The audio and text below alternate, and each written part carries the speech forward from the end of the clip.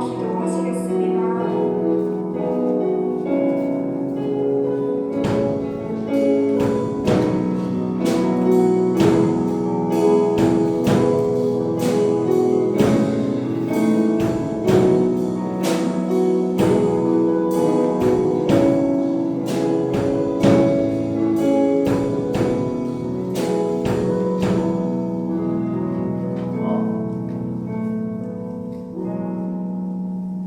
기도드리겠습니다. 사랑과 은혜가 풍성하신 하나님 아버지, 지난 한 주간 세상의 거센 풍파 속에서 저희를 눈동자처럼 지켜주시고 오늘 거룩하고 복된 주일을마다 주님의 성전에 나와 예배드리게 하심을 감사드립니다. 오늘 이 시간을 통해 우리 모두가 하나님의 사랑 안에서 하나 되고 서로를 이해하며 귀한 믿음의 친구가 되게 하여 주시옵소서. 하나님, 이 시대를 살아가는 청소년들을 붙들어 주시고 세상의 많은 유혹과 걱정 속에서도 믿음을 잃지 않게 하여 주시며 학교와 가정, 친구 관계 가운데서도 하나님을 먼저 생각하며 바른 길을 선택하는 지혜와 용기를 허락하여 주시옵소서.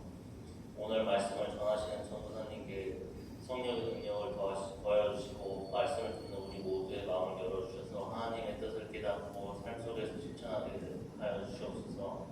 예배의 처음과 마지막을 주님께 맡겨드리며 우리를 구원하신 예수 그리스도의 이름으로 기도드립니다.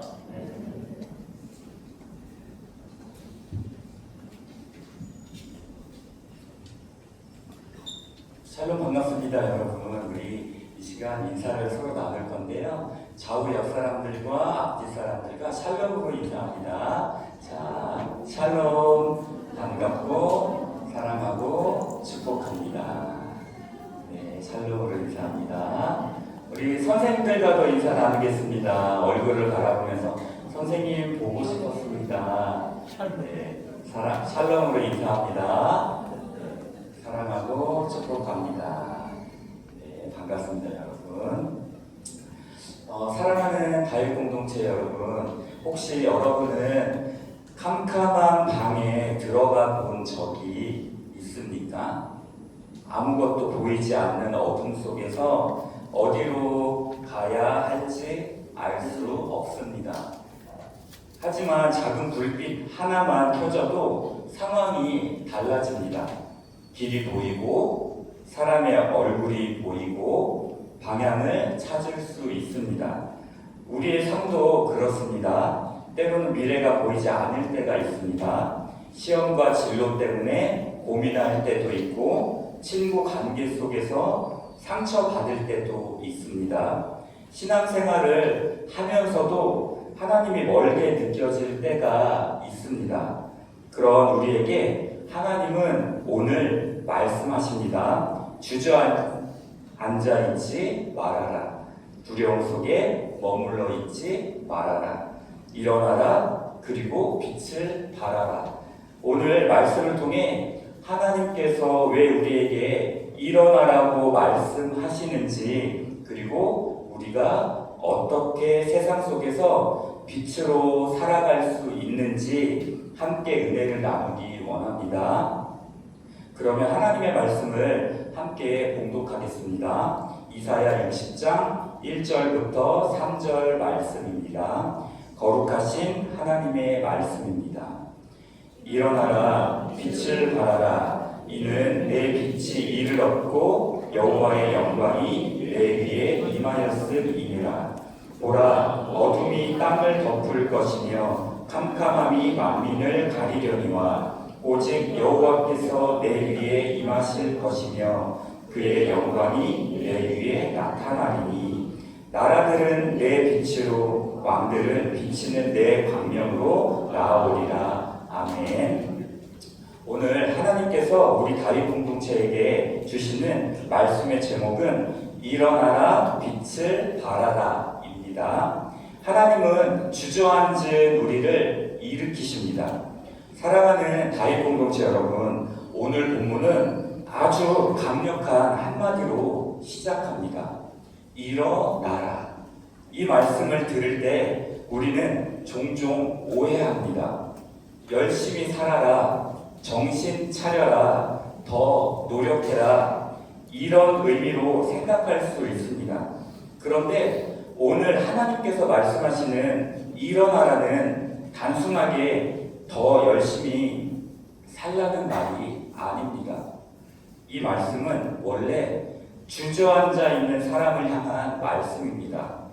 넘어진 사람, 상처 입은 사람, 포기하고 싶은 사람, 눈물을 흘리는 사람, 그 사람을 향해 하나님이 말씀하시는 것입니다. 일어나라. 여러분, 당시 이사야가 이 말씀을 전할 때 이스라엘 백성들은 너무 힘든 시간을 지나고 있었습니다. 나라가 무너졌습니다. 성전이 무너졌습니다. 가족들이 흩어졌습니다. 포로로 끌려갔습니다. 그들이 사랑했던 모든 것을 잃었습니다. 그들의 마음속에는 이런 생각이 있었을 겁니다. 이제 끝났어. 우리에게는 미래는 없어. 하나님도 우리를 버리신 것 같아. 그런데 하나님은 그런 백성들을 향해 왜 그렇게 되었느냐라고 먼저 책망하지 않으셨습니다. 너희가 잘못했으니 알아서 해라 라고 말씀하지도 않으셨습니다. 오히려 하나님은 먼저 그들을 향해 손을 내미시며 말씀하셨습니다. 일어나라, 다시 일어나라. 사랑하는 여러분, 이것이 하나님의 마음입니다. 하나님은 완벽한 사람만 사랑하시는 분이 아닙니다. 넘어진 사람을 다시 일으키시는 분입니다. 실패한 사람을 다시 세우시는 분입니다. 포기한 사람에게 다시 희망을 주시는 분입니다. 그래서 성경을 보면 하나님께 쓰임 받은 사람들 가운데 완벽한 사람은 거의 없습니다. 베드로를 보십시오. 베드로는 예수님을 위해 죽을 수 있다고 말했습니다.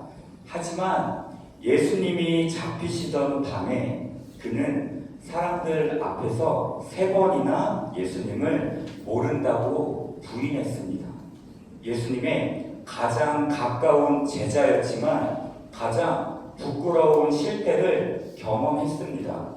베드로는 너무 부끄러웠습니다. 너무 죄송했습니다. 그래서 다시 물고기 잡으러 갔습니다. 나는 끝났어 라고 생각했던 것입니다. 그런데 부활하신 예수님께서 베드로를 찾아오십니다. 그리고 말씀하십니다. 베드로야, 네가 나를 사랑하느냐? 예수님은 베드로의 실패보다 그의 미래를 보셨습니다. 결국 베드로는 초대 교회의 지도자가 됩니다. 하나님은 실패한 베드로를 버리지 않으셨습니다. 여러분도 그렇습니다. 혹시 여러분 가운데 시험 성적 때문에 낙심한 친구가 있습니까? 친구 관계 때문에 힘든 친구가 있습니까? 부모님께 실망을 안겨드렸다고 생각하는 친구가 있습니까? 신앙생활을 잘 못하고 있다고 생각하는 친구가 있습니까? 기도도 잘 안 되고 예배도 집중이 안 되고 말씀도 잘 안 읽히고 그래서 스스로에게 실망하는 친구가 있습니까? 하나님은 오늘 여러분에게 말씀하십니다. 괜찮아. 다시 일어나자. 사랑하는 여러분, 사탄은 우리에게 이렇게 말합니다. 너는 안 돼. 너는 실패했어. 너는 자격이 없어. 하지만 하나님은 다르게 말씀하십니다. 다시 시작하자. 내가 너와 함께 있다. 내가 너를 포기하지 않았다. 중요한 것은 넘어지지 않는 것이 아닙니다. 여러분, 신앙생활을 하다 보면 넘어질 수 있습니다. 실수할 수도 있습니다. 죄를 지을 수도 있습니다. 낙심할 수도 있습니다. 중요한 것은 한 번도 넘어지지 않는 사람이 되는 것이 아닙니다. 중요한 것은 넘어졌을 때 다시 일어나는 사람이 되는 것입니다. 잠언 24장 16절은 이렇게 말합니다. 대저 의인은 7번 넘어질지라도 다시 일어나려니와. 의인은 넘어지지 않는 사람이 아닙니다. 넘어져도 다시 일어나는 사람입니다. 왜냐하면 하나님께서 붙들어 주시기 때문입니다. 하나님은 오늘도 우리를 부르십니다. 사랑하는 다윗 공동체 여러분, 혹시 지금 여러분의 마음이 주저앉아 있지는 않습니까? 기도가 식어 있지 않습니까? 예배가 멀어져 있지 않습니까? 믿음이 흔들리고 있습니까? 미래가 두렵습니까? 하나님은 오늘 여러분의 이름을 부르고 계십니다. 국가나 일어나라. 내가 아직 너를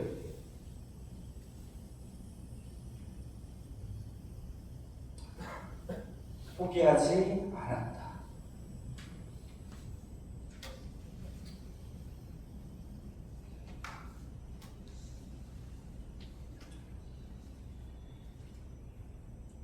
내가 아직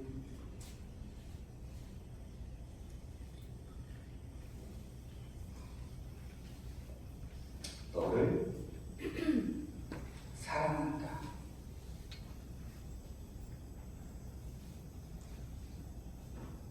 내가 아직 너를 통해 일하고 싶다.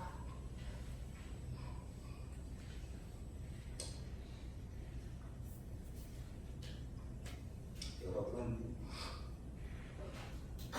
신앙의 출발은 내가 강해지는 것이 아닙니다. 하나님의 손을 붙잡고 다시 일어서는 것입니다.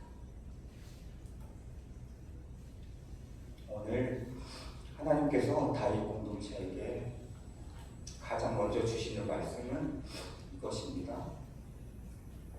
너의 실패보다 하나님의 은혜가 더 크다.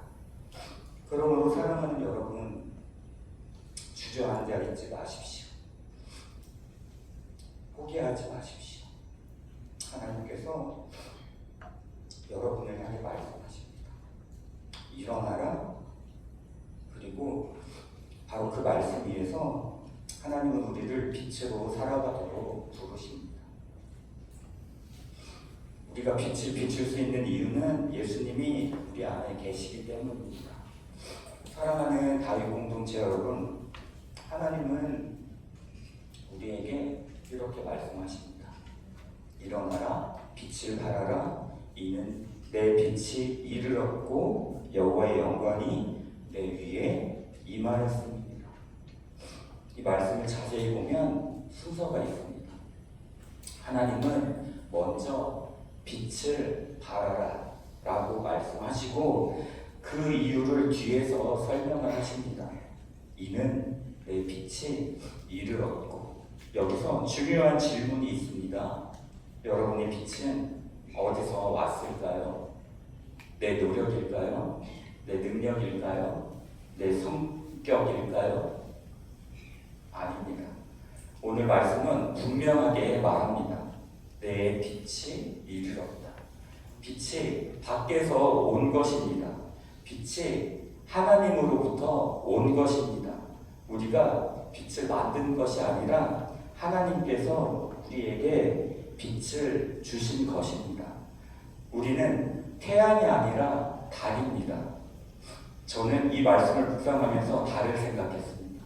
달은 밤하늘에서 참 밝게 빛납니다. 하지만 사실 달은 스스로 빛을 내지 못합니다. 달이 밝게 보이는 이유는 태양빛을 받아 반사하기 때문입니다. 달은 태양이 비추어 줄 때만 빛날 수 있습니다. 우리도 마찬가지입니다. 우리는 태양이 아닙니다. 예수님이 태양이십니다. 우리는 달입니다. 예수님의 빛을 받아 세상에 비추는 존재입니다. 그래서 신앙생활은 내가 얼마나 대단한 사람이 되는가 이 문제가 아닙니다. 내가 얼마나 예수님 가까이에 있는가의 문제입니다. 많은 학생들이 하는 착각이 있습니다. 중고등학생들을 만나면 느끼는 것이 있습니다. 많은 친구들이 이렇게 생각합니다. 전도사님, 저는 신앙이 좋은 사람이 아니에요. 저는 기도도 잘 못해요. 저는 말씀도 잘 안 읽어요. 저는 부족해요. 그런데 여러분, 하나님께서는 완벽한 사람을 사용하시는 것이 아닙니다. 하나님과 가까운 사람을 사용하십니다. 성경에 나오는 인물들을 봅니다. 모세는 말이 느렸습니다. 기드온은 두려움이 많았습니다. 베드로는 충동적이었습니다. 다윗은 실수도 많았습니다. 그런데 하나님은 그들을 사용하셨습니다. 왜일까요? 그들이 완벽해서가 아닙니다. 하나님을 붙들었기 때문입니다. 여러분, 빛은 능력에서 나오는 것이 아닙니다. 관계에서 나옵니다.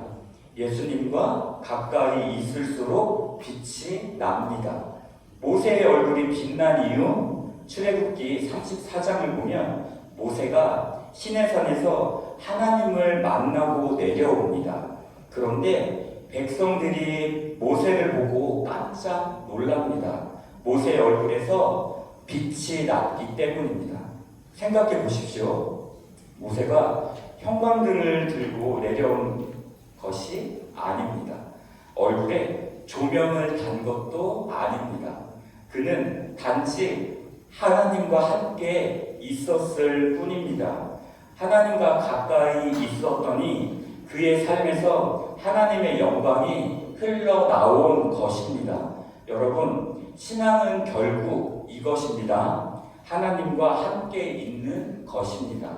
예배를 통해 하나님을 만나는 것, 말씀을 통해 하나님을 만나는 것, 기도를 통해 하나님을 만나는 것. 그러면 우리도 모르게 삶에서 빛이 나기 시작합니다. 빛은 말보다 삶에서 드러납니다. 여러분, 학교에서 친구들이 여러분을 보면서 너 교회 다녀? 라고 물어본 적이 있습니까? 왜 그런 질문을 할까요? 삶에서는 무언가 다르기 때문입니다. 말보다 삶이 먼저 보였기 때문입니다. 친구들이 힘들 때 위로해주는 모습, 뒤에서 욕하지 않는 모습, 정직하게 행동하는 모습, 실수했을 때 인정하는 모습, 이런 모습을 보며 너는 뭔가 다르다라고 느끼게 되는 것입니다. 빛은 큰 소리로 외치는 것이 아닙니다. 빛은 삶으로 드러나는 것입니다. 예수님도 너희는 세상의 빛이라 라고 말씀하셨지 빛에 대해 설명하는 사람이 되라고 말씀하지 않으셨습니다. 빛은 설명하는 것이 아니라 비추는 것입니다. 그런데 솔직히 말하면 우리도 빛이 약해질 때가 있습니다. 기도가 끊어질 때, 예배가 습관이 될 때, 말씀보다 유튜브가 더 가까워질 때, 하나님보다 세상에 더 관심이 많아질 때 빛은 점점 약해집니다.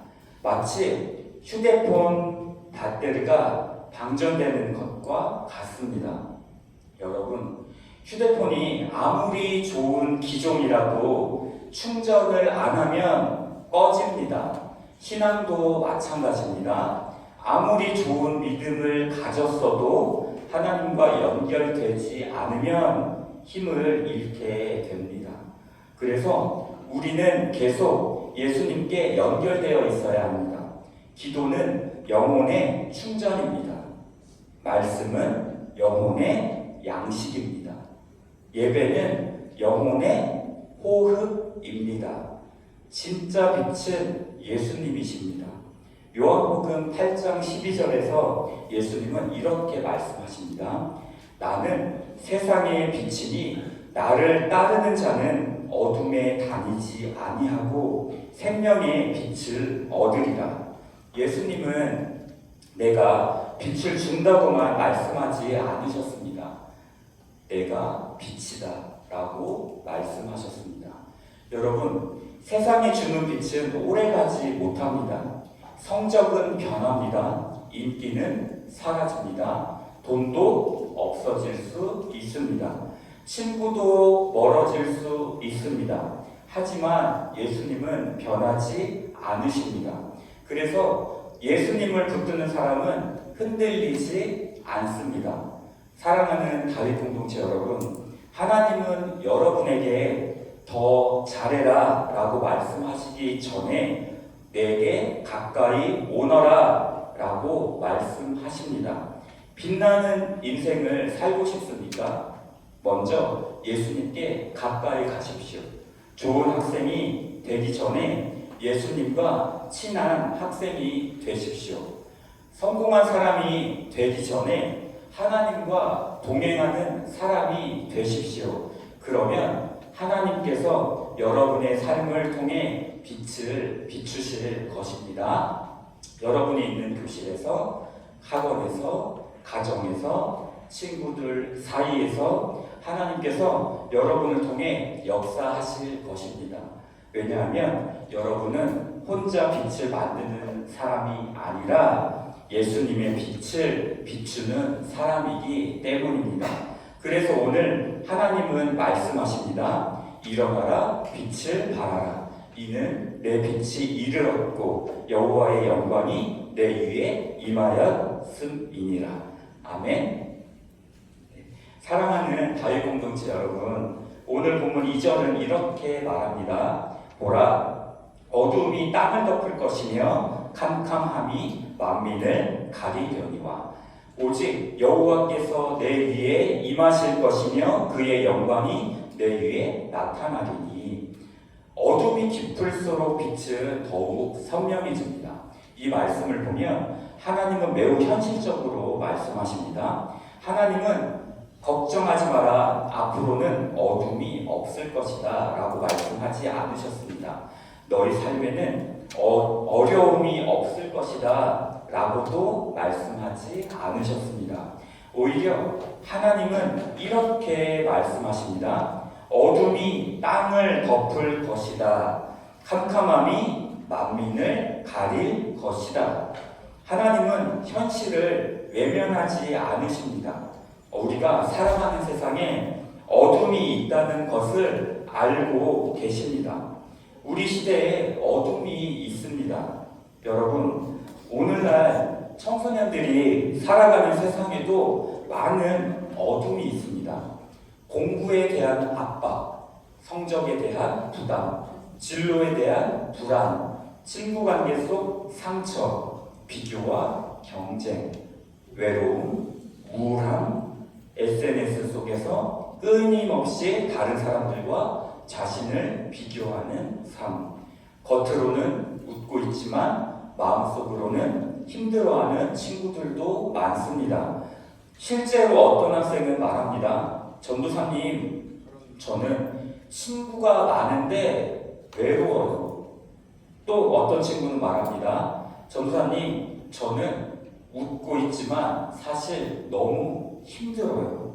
이것이 오늘 시대의 어둠입니다. 겉으로는 밝아 보이지만 마음은 점점 어두워지는 세대. 연결은 많았지만 관계는 더 얕아진 시대.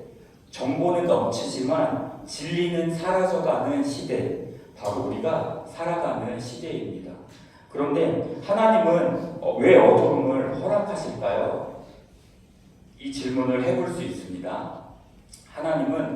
하나님 왜 어둠이 있나요? 왜 힘든 일이 있나요? 왜 고난이 있나요? 여러분, 놀랍게도 빛은 어둠 속에서 가장 선명하게 보입니다. 낮에 손전등을 켜보면 잘 보이지 않습니다. 하지만 캄캄한 밤에 손전등을 켜면 작은 불빛도 멀리까지 보입니다. 마찬가지입니다. 하나님은 어두운 세상 속에서 하나님의 백성을 통해 하나님의 빛을 드러내십니다. 그래서 어둠은 하나님의 빛을 드러나는 무대가 되기도 합니다. 이 말씀을 생각하면 저는 다니엘이 떠오릅니다. 다니엘은 믿음 좋은 나라에서 살지 않았습니다. 예배하기 좋은 환경에서 살지 않았습니다. 교회가 많았던 곳도 아닙니다. 오히려 가장 어두운 곳, 그 중에 하나였던 바벨론에서 살았습니다. 10대의 나이에 포로로 끌려갔습니다. 고향도 잃었습니다. 가족도 잃었습니다. 미래도 불확실했습니다. 그런데 다니엘은 그곳에서 믿음을 잃지 않았습니다. 생각해 보십시오. 여러분이라면 어땠을까요? 친구들은 우상을 섬깁니다. 나라 전체가 하나님을 무시합니다. 왕은 하나님보다 자기 말을 더 중요하게 여깁니다. 그 속에서 혼자 믿음을 지켜야 합니다. 얼마나 외로웠을까요? 얼마나 힘들었을까요? 그런데 다니엘은 환경을 핑계 삼지 않았습니다. 어둠을 이유로 타협하지 않았습니다. 다니엘의 비밀이 있습니다. 다니엘 6장 10절을 보면 다니엘은 하루 3번씩 기도했습니다. 왕이 기도하면 죽인다고 명령한 날에도 그는 기도를 멈추지 않았습니다. 왜 그랬을까요? 다니엘은 사람보다 하나님을 더 크게 보았기 때문입니다. 세상의 어둠보다 하나님의 빛을 더 크게 보았기 때문입니다. 그래서 결국 사자굴에 들어가게 됩니다. 하지만 하나님은 다니엘을 지키십니다. 그리고 바벨론 왕은 이렇게 말합니다. 다니엘의 하나님은 살아계시는 하나님이시다 라고 바벨론 왕이 말합니다. 한 사람의 믿음이 한 나라를 움직였습니다. 한 사람의 빛이 온 나라를 비춘 것입니다. 하나님은 오늘날에도 이 시대에 다니엘을 찾으십니다. 여러분, 하나님은 오늘도 다니엘 같은 사람을 찾고 계십니다. 학교에서, 학원에서, 친구들 사이에서 하나님은 누가 빛으로 살아갈 것인가를 찾고 계십니다. 여러분의 학교가 때로는 바벨론처럼 느껴질 수 있습니다. 예배보다 공부를 더 중요하게 여기는 분위기, 정직보다 결과를 더 중요하게 여기는 분위기, 친구를 이용하는 관계들, 하나님을 믿는 것이 이상하게 보이는 환경. 하지만 바로 그곳이 하나님께서 여러분을 보내신 자리입니다. 우리는 가끔 이렇게 생각합니다. 전도사님, 저는 평범한 학생인데요. 저 혼자 믿음 지킨다고 뭐가 달라질까요? 그런데 여러분, 방 안에 아무리 어둠이 가득해도 촛불 하나면 어둠을 밀어냅니다. 빛은 숫자로 싸우지 않습니다. 빛은 존재 자체로 어둠을 이깁니다. 그래서 하나님은 여러분에게 많아져라 라고 말씀하지 않으십니다. 먼저 빛나라 라고 말씀하십니다. 학교에 예수 믿는 학생이 여러분 한 명뿐이어도 괜찮습니다. 학원에서 신앙을 지키는 사람이 여러분뿐이어도 괜찮습니다. 가정에서 가장 먼저 기도하는 사람이 여러분이어도 괜찮습니다. 왜냐하면 빛은 숫자가 아니라 하나님에게서 나오기 때문입니다. 어둠을 바라보지 말고 빛을 빛을 바라보십시오. 사랑하는 다윗 공동체 여러분, 어둠을 계속 바라보면 두려워집니다.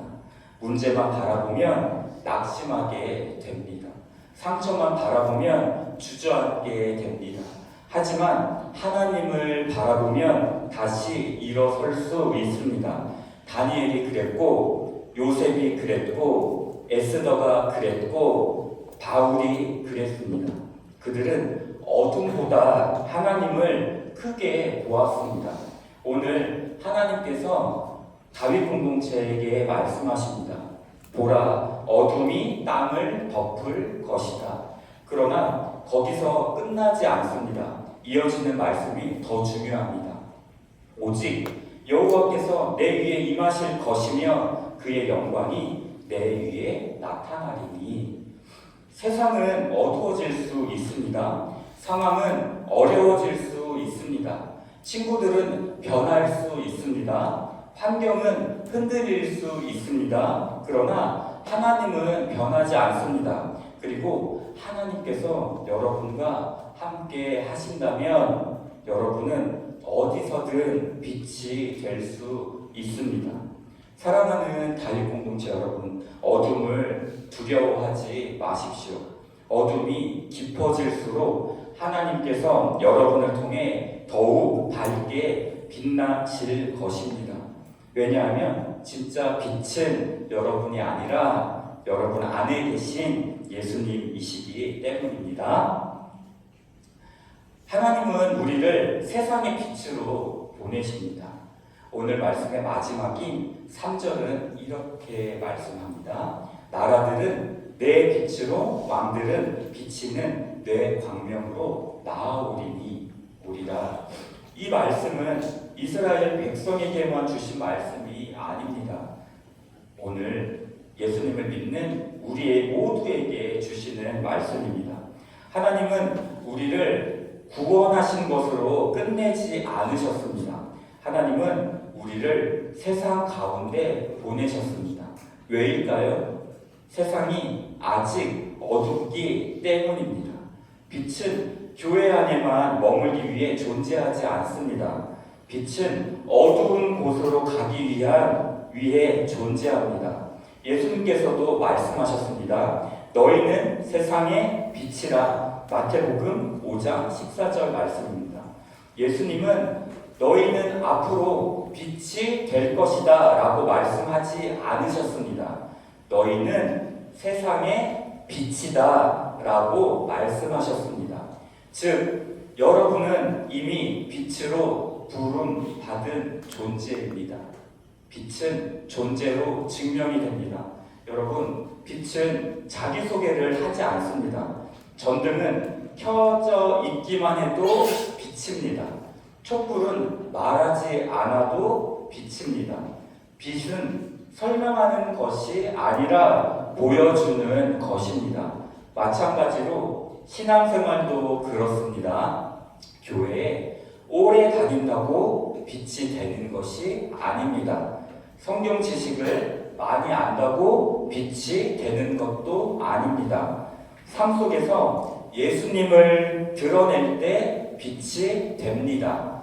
학교에서 친구가 실수했을 때 품어주는 것, 뒤에서 욕하지 않는 것, 약한 친구 편에 서주는 것, 정직하게 살아가는 것, 부모님께 감사하는 것, 예배를 소중히 여기는 것, 기도를 포기하지 않는 것, 이것이 바로 빛입니다. 여러분의 학교가 선교지입니다. 많은 학생들이 이렇게 생각합니다. 전도사님, 저는 선교사가 아니에요. 그런데 여러분은 이미 선교사입니다. 여러분이 매일 가는 학교가 선교지입니다.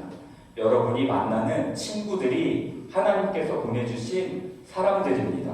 어쩌면 여러분의 반 친구들 가운데는 한 번도 진심으로 복음을 들어본 적 없는 친구가 있을 수 있습니다. 어쩌면 가정이 너무 힘들어서 사랑을 받아보지 못한 친구도 있을 수 있습니다. 어쩌면 겉으로는 괜찮아 보이지만 속으로는 울고 있는 친구도 있을 수 있습니다. 그 친구들에게 하나님은 누구를 보내실까요? 바로 여러분입니다. 그래서 여러분이 학교에 가는 것은 단순하게 공부하러 가는 것이 아닙니다. 하나님께서 여러분을 보내신 것입니다.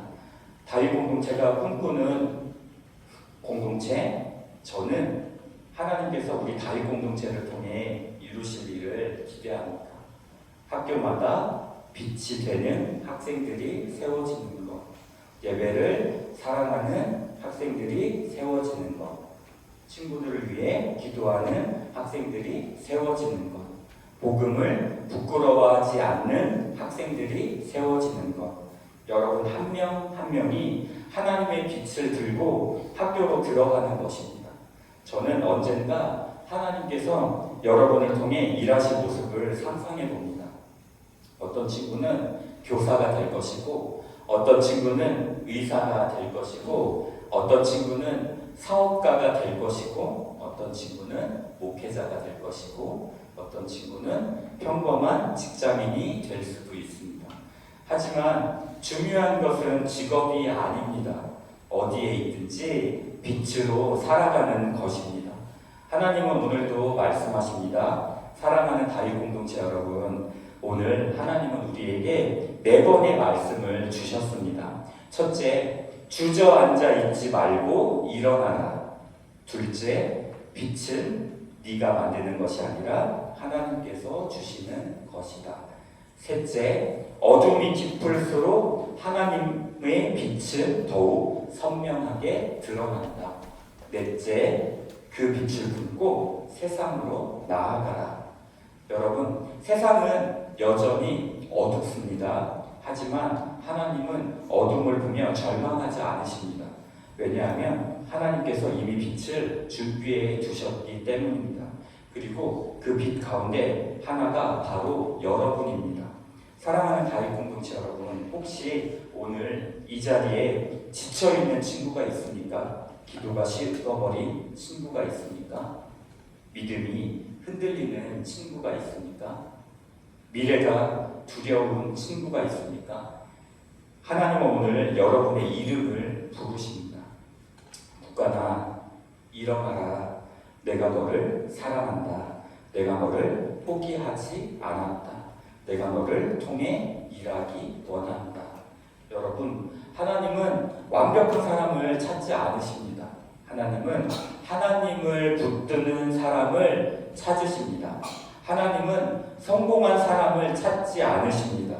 하나님은 빛으로 살아가려는 사람을 찾으십니다. 오늘 예배를 마치고 다시 학교로 돌아갈 것입니다. 가정으로 돌아갈 것입니다. 일상으로 돌아갈 것입니다. 그때 오늘 말씀을 기억하십시오. 여러분은 어둠을 두려워할 사람이 아닙니다. 여러분은 빛을 비추는 사람입니다. 왜냐하면 여러분 안에 세상의 빛 대신 예수님이 계시기 때문입니다.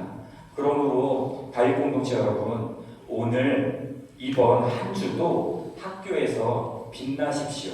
친구들 사이에서 빛나십시오. 가정에서 빛나십시오.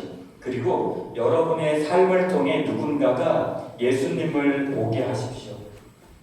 오늘도 하나님께서 여러분에게 말씀하십니다. 일어나라, 빛을 발하라. 이는 내 빛이 이르렀고 여호와의 영광이 내 위에 임하였음이니라. 아멘. 아멘. 네.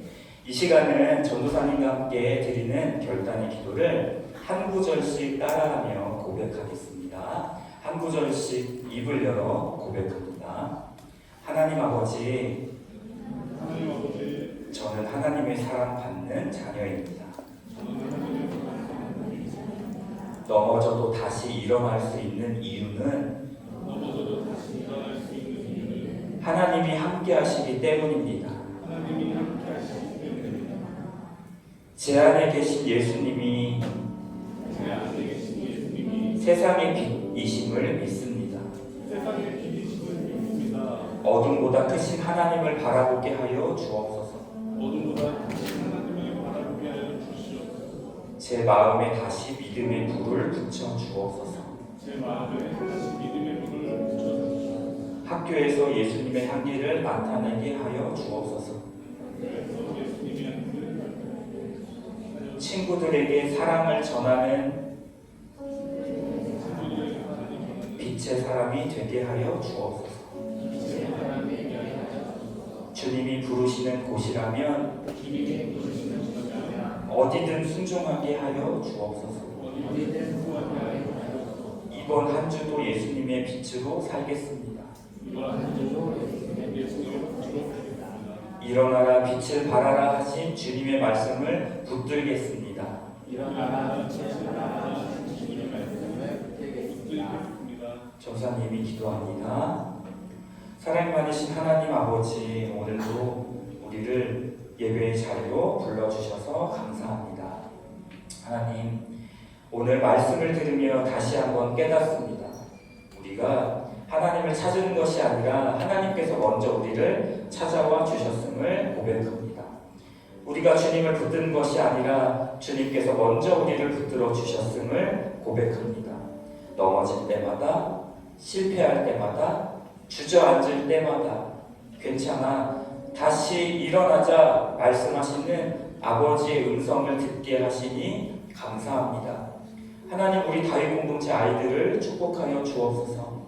한 명 한 명의 이름을 아시는 주님, 아무도 모르는 눈물을 아시는 주님, 학교에서 힘들었던 일도, 친구 때문에 속상했던 일도, 부모님께 말하지 못했던 고민도, 밤에 혼자 끌어안고 있었던 두려움도 주님은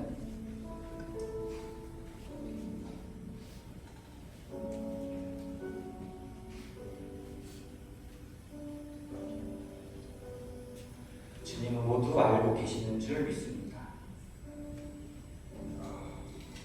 하나님, 혹시 오늘도 웃고 있지만 마음은 울고 있는 아이가 있다면 주님께서 꼭 안아주시는지, 괜찮다, 내가 너를 사랑한다, 나는 너를 포기하지 않았다.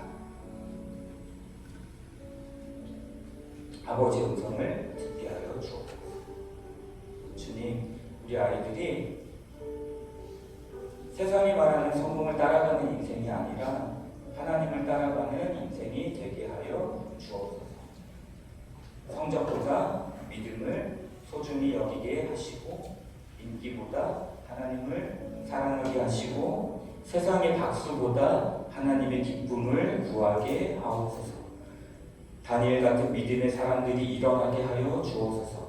학교에서 홀로 남더라도 하나님을 선택하는 아이들, 친구들 앞에서도 예배를 부끄러워하지 않는 아이들, 말씀을 사랑하는 아이들, 기도를 포기하지 않는 아이들, 예수님을 진심으로 사랑하는 아이들 되게 하여 주옵소서.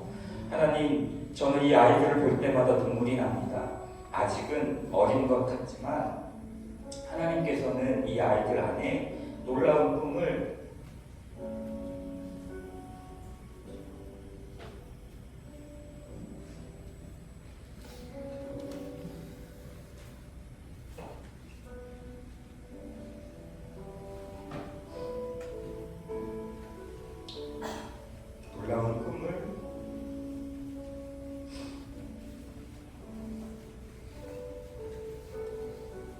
심어두셨기 때문입니다.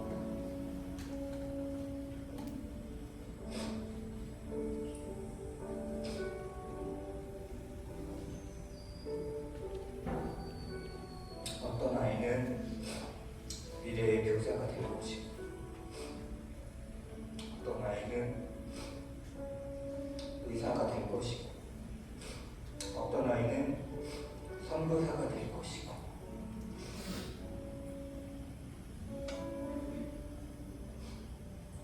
어떤 아이는 목회자가 될 것이고, 또 어떤 아이는 세상 한복판에서 하나님의 사랑으로 살아갈 것입니다.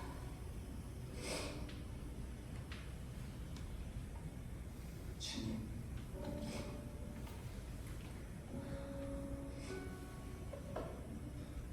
그날까지 이 아이들을 붙들어 주옵소서. 세상이 이 아이들을 빼앗아 가지 못하게 하시고 죄가 이 아이들을 무너뜨리지 못하게 하시고 유혹이 이 아이들을 흔들지 못하게 하시고 성령님께서 늘 곁에서 붙들어 주옵소서. 하나님, 언젠가 우리 아이들이 어른이 되어 삶의 가장 힘든 순간을 만나는데 오늘 들었던 이 말씀을 기억하게 하여 주옵소서. 일어나라, 빛을 발하라. 내가 너와 함께 있다. 그 말씀 붙들고 다시 일어나는 믿음의 사람들 되게 하여 주옵소서. 이 아이들이 기도를 통해 가정이 살아나게 하시고 이 아이들의 믿음을 통해 학교가 변화되게 하시고 이 아이들의 헌신을 통해 다음 세대가 하나님께 다시 돌아오게 하여 주옵소서. 아버지, 우리는 부족하지만 우리 안에 계신 예수님은 충분하십니다. 우리는 연약하지만 우리 안에 계신 성령님은 강하십니다. 그러므로 오늘도 우리를 일으켜 세우시고 빛으로 살아가게 하옵소서. 우리의 참된 빛 되시며 우리를 끝까지 사랑하시는 예수 그리스도의 이름으로 간절히 기도드립니다. 아멘. 이어서 성찬식을 연병호 목사님께서 인도해 주시겠습니다.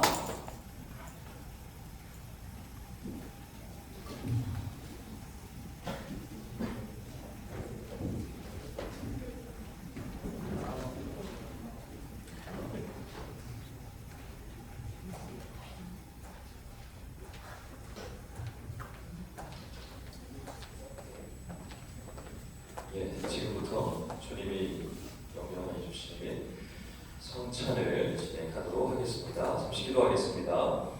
하나님 아버지, 이 시간 주님께서 말씀하신 성찬 예식을 진행하려고 합니다. 주님의 귀한 살과 또 피를 먹고 마시는 시간이온데 이 귀한 예식을 통해서 우리 안에 살아계신 그 주님을 경험하는 시간이 되게 하여 주시고 주님 앞에 더욱더 순결하며 거룩해지는 복된 시간이 되게 하여 주시옵소서. 모든 것 주님께 의탁하오며 사랑하신 예수 그리스도 이름으로 간절히 기도하옵나이다. 아멘. 분명과 분잔에 대한 말씀입니다. 먼저 분명의 말씀입니다. 주님께서 잡히시던 날 밤에 제자들과 마지막 식사를 하시며 떡을 가지사 축사하시고 떡을 떼며 제자들에게 주셨고 이것은 너희를 위하는 내 몸이니 받아 먹으라 말씀하셨습니다.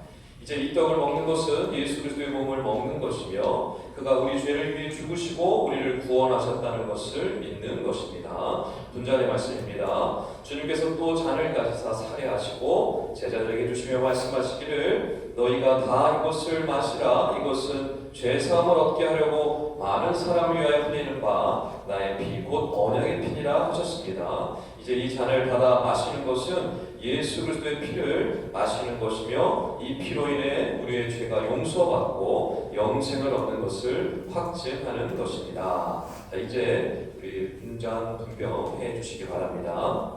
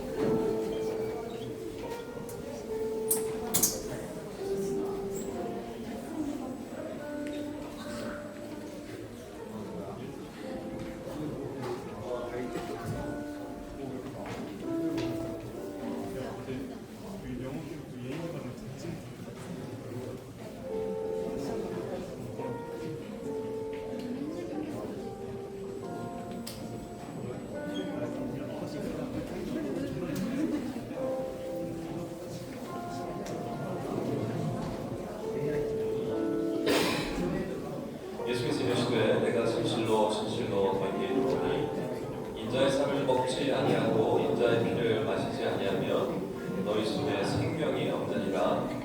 내 살을 먹고 내 피를 마시는 자는 영생을 가졌고 마지막 날에 내가 그를 다시 살리니 내 살은 참된 양식이요 내 피는 참된 음료로라. 내 살을 먹고 내 피를 마시는 자는 내 안에 거하고 나도 그의 안에 거하나니 살아계신 아버지께서 나를 보내심에 내가 아버지로 말미암아 사는 것 같이 나를 먹는 그 사람도 나로 말미암아 살리라.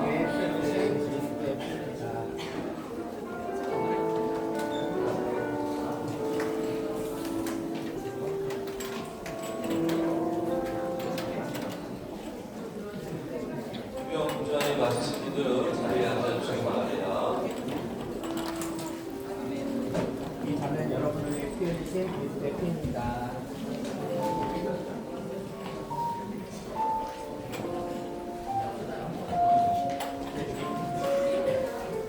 이 잔은 여러분에게 피해 주신 피입니다.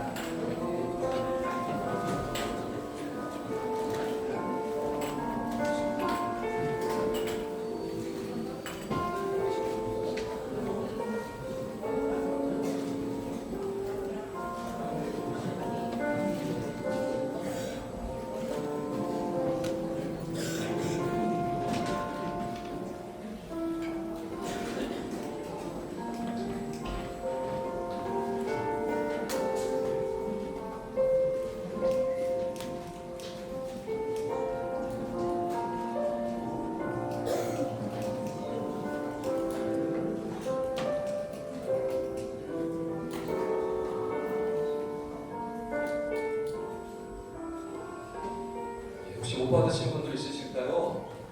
있으시죠? 여러분 성찬식은 예수님이 직접 말씀해 주신 예식입니다.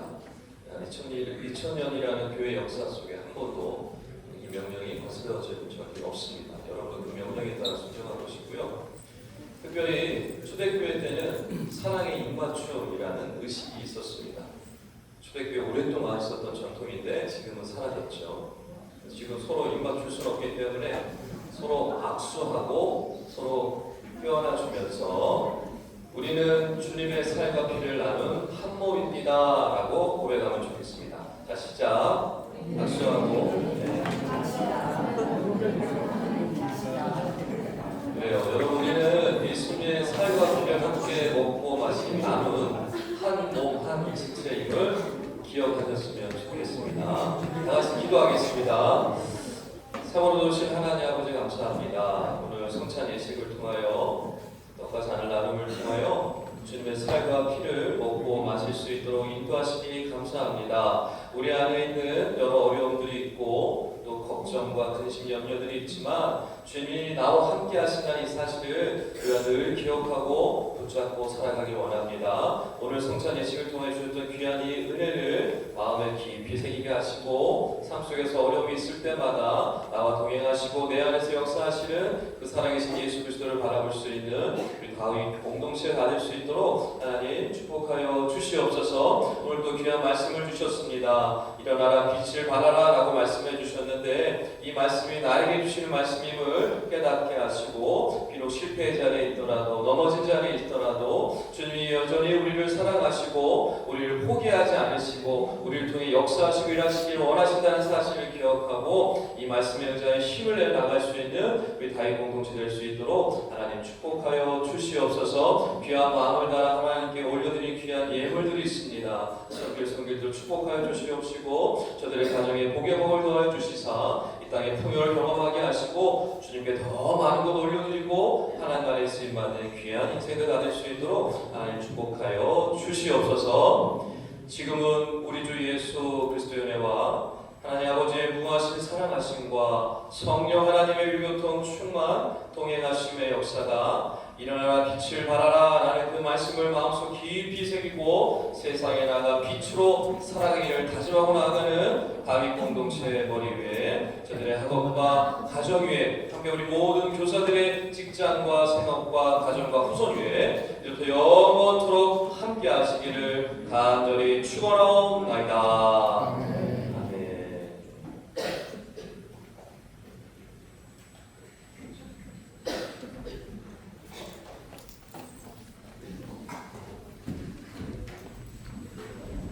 우리 하나님의 사랑이 찬양 부르면서 예배 마치도록 하겠습니다.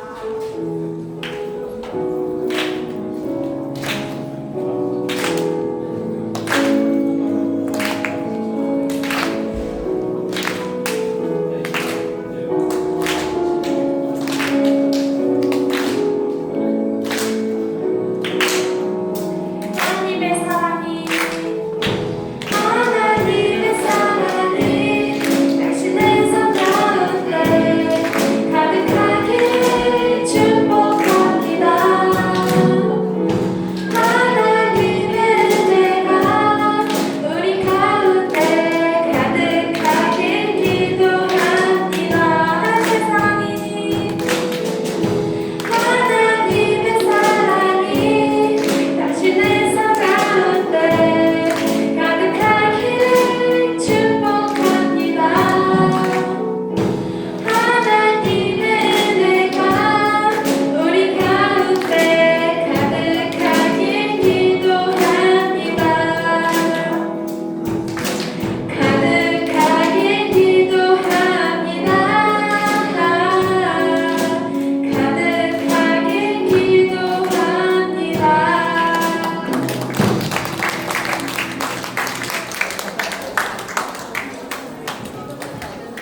자, 우리 중근다이 오늘 입교식한 우리 네 친구 잠깐만 빨리 앞에 나와주실래요? 우리 건우하고 우리 지웅이